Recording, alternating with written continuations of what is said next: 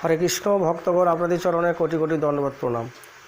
আমরা একাদশী কবে করব?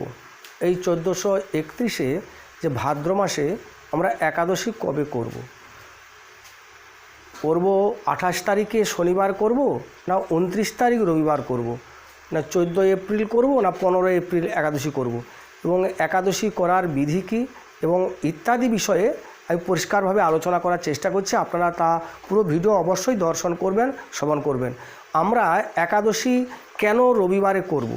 আমরা এই একাদশী 29 তারিখ রবিবার কেন করব? 29শে ভাদ্র রবিবার আমরা কেন একাদশী করব? কেন আমরা 28শে ভাদ্র শনিবার একাদশী করছি না? এই নিয়ে অনেক তাৎপর্য, অনেক গণ্ডগোল, অনেক বিভিন্ন সম্প্রদায় বহু কিছু চিন্তাভাবনা করছেন। আগে মনোযোগ সহকারে শ্রবণ করুন। এই যে 29 তারিখ আমরা একাদশী পালন করব, এটা শ্রবণা দ্বাদশী এবং এখানে বিজয়া মহাদ্বাদশী এবং বামন দ্বাদশী, অর্থাৎ বামনদেবের আবির্ভাব জনিত এই দ্বাদশী, তিনটে দ্বাদশী একই সঙ্গে। আমরা এই যে বিজয়া মহাদ্বাদশী পালন করব, আগে চিন্তা করুন বিজয়া মহাদ্বাদশী কাকে বলা হয়। যেমন 8টি দ্বাদশী আছে, 8টি মহাদ্বাদশী, তার মধ্যে একটি মহাদ্বাদশী বিজয়া মহাদ্বাদশী। বিজয়া মহাদ্বাদশীটা কেমন করে হয় না, শুক্লপক্ষের দ্বাদশীতে যদি শ্রবণা নক্ষত্র যোগ হয়। এই কথাটা বারে বারে বলছি, বা অনেক আমার ভিডিও আছে দ্বাদশীর সম্বন্ধে, মহাদ্বাদশী সম্বন্ধে, সেখানেও দেখতে পারেন। এবং এখানে যে আমরা একাদশী না করে পরের দিন শ্রবণা মহাদ্বাদশী কেন করছি, এটা নিয়ে অনেকে গণ্ডগোল করছেন, অনেক কিছু চিন্তা করছেন। যদি শুক্লপক্ষের দ্বাদশীতে যদি শ্রবণা নক্ষত্র যোগ হইয়া থাকে, সেই ক্ষেত্রে একাদশী না করেও যদি দ্বাদশী করা হয় তাতে কোনো অপরাধ নেই। আর একাদশী করে যদি দ্বাদশী ত্যাগ করা হয় তাতে কিন্তু অপরাধ আছে। এখানে শ্রবণা নক্ষত্র যোগ হয়েছে, তাই একে বলা হয় শ্রবণা দ্বাদশী এবং বিজয়া মহাদ্বাদশী এবং বামন আবির্ভাব অর্থাৎ বামন দ্বাদশী। এই দ্বাদশীতে একবার হরিনাম করলে 1000 ফল পাওয়া যায়।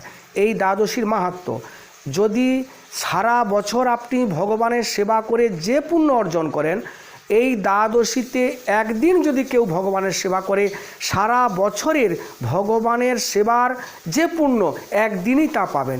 এটা নয়, এটা বিষ্ণু তো উত্তরে, বিষ্ণু ধর্ম উত্তরে এই লেখা আছে। অনেক পুরাণ বা গোস্বামীগণ হরিভক্তি বিলাসে তা সুন্দরভাবে বর্ণনা করেছেন।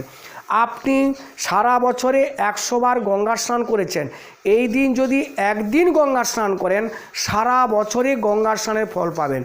আপনি এই দ্বাদশী অর্থাৎ বিজয়া মহাদ্বাদশী 29শে ভাদ্র রবিবার যদি প্রতিপালন করেন, তাহলে আপনি সারা বছরে যা পুণ্য করেছেন এই মহাদ্বাদশী পালন করলে একদিনেই সেই পুণ্য অর্জন করবেন।